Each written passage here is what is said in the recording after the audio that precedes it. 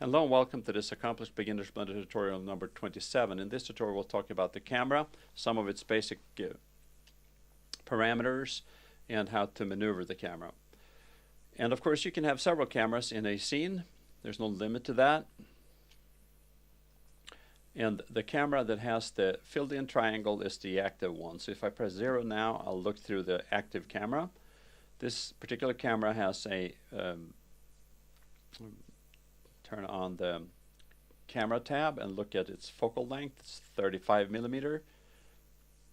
The size of the symbol of the camera is 1.5, which makes it a little bit larger and easier to find in your model. The starting distance and ending, starting and ending clipping distance is 0.1 and 100, which is standard how you create the camera. Which means that things that are further away than 100 Blender units are not visible. So if we press 0 to go out into the world here, you can see that these two things here, they should really be visible, but they're not. I mean, they should be, they are theoretically visible, but they are not practically because the limit of the camera is shorter.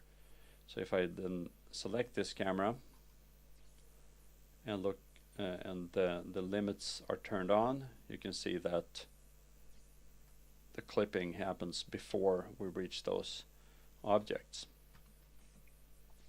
And now just a brief thing about focal length. This is a 35mm. We'll click on this one here, which is 200mm, and I press Ctrl 0 to shift to that. And you can see the compression of the perspective that happens in the 200mm, which is different than the 35mm. And I'll shift over to it now, Ctrl 0. And then you can see here what happened is that the view lens changed to 200. So if I now press 0, I'm kind of in a far away mode. I have a 200mm lens in my viewing, the omnipresent viewing mode. So if I change that back to 35, then things become a little bit more what we're used to. Also, another extreme is if you happen to click, let's say I click this plane and I press Ctrl 0, then I'm kind of in the plane. That's my camera, and I didn't want that, so I press. I can just choose press 0, get out, and I can take another camera. Look through it. No, that's not what I wanted. Ctrl 0. I'll shift to the other camera. Now the lens changed to 1.0. So if I go out, if I go away from the camera, press 0, now in the perspective mode, and I have this very difficult scenario. I have a 1mm wide angle lens as my perspective in my in my rotational, or my what I call the omnipresent view. And that's not good. It's not possible to work with. So I'll type in 35 and things are somewhat back to normal. Maybe press the home key. Yeah, I can see the entire scene. So that's something to be aware of, that when you're shifting between cameras of different focal length, the view lens can change. And if you make a mistake and move over to a non-camera object, then you can get a really short focal length, and it's really difficult to understand what happened. Just look at the view lens. That'll help you. And just a short word on focal length in terms of the difference between zooming and traveling with the camera. Now we have this 35mm, and if I travel with it, I can press G and Z twice. In other words, the Z button twice. I can then use the mouse to, and you can see now how these objects start to appear because they get in inside of clipping range. And I think I'm here pretty much at where the 200 millimeter, its view of these two monkeys, and you can see that there's a difference how what this looks like compared to what camera 3 looked like. You have the compression of the perspective and a different feel to the geometry when you have a longer lens. So zooming in or zooming out is not the same thing as traveling with the camera, and a lot of times traveling is preferred because it gives you a more present sense.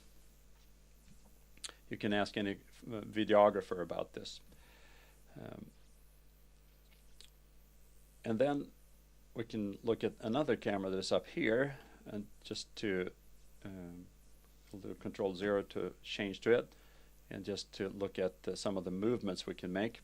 If you press R, X, X, then you'll tilting the camera. So that's very useful. Just like you have your camera on a tripod, you can tilt it. And when you tilt it so you're looking straight forward, then when you do R, Z, then you're panning it.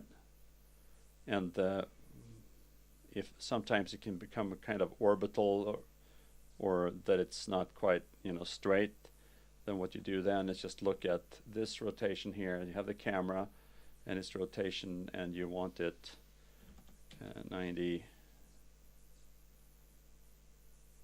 degrees there for X, and then I'll do R, Z, and it pans nicely in the sense that it's not tilted in any undue fashion. And then of course G, Z, Z to move in and out and into the image like this, or into the scene with the camera. Now it's like the camera is actually moved here. It's over here now. So that's actually traveling with the camera. It's not zooming, it's actually traveling with the camera. And what we see now is the global. We have the global arrows. What you just saw was something more like this. It'll travel with this. And then of course the camera can be animated. So I have another camera here on top of this stack here. So let's press Control 0 to get to it. And here we're looking over this edge. And we can move forward a little bit. I have created an animation with this camera. It's traveling forward, and it's one of those super agent kind of stunt deals.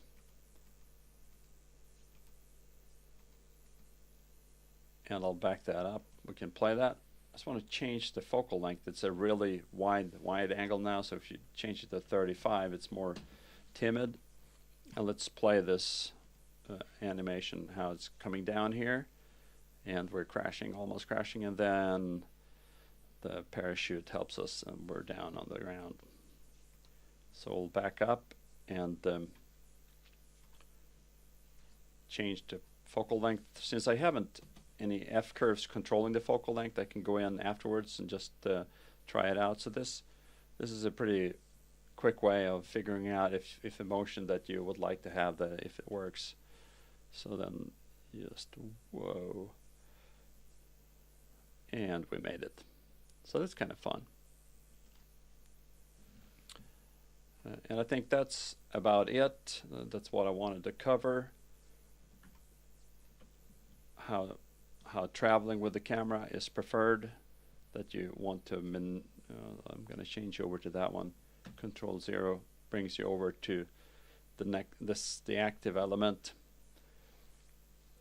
and that you want to be able to R, XX tilt the camera,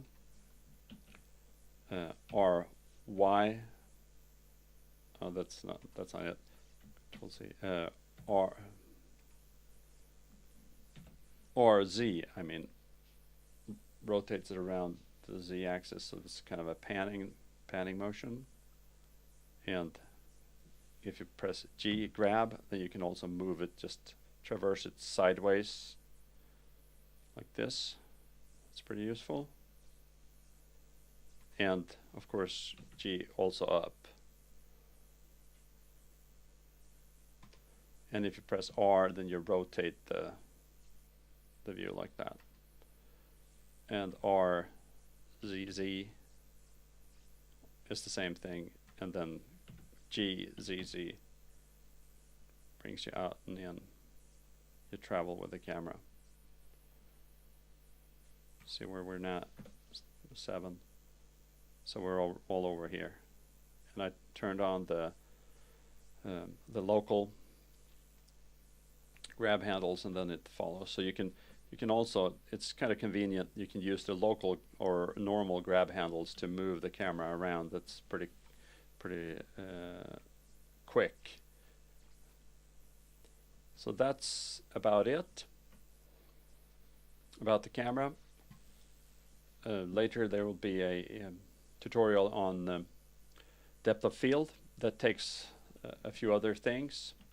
So we'll keep that in a separate tutorial. So thank you for listening. I hope this was enjoyable, and have a good evening. Bye-bye.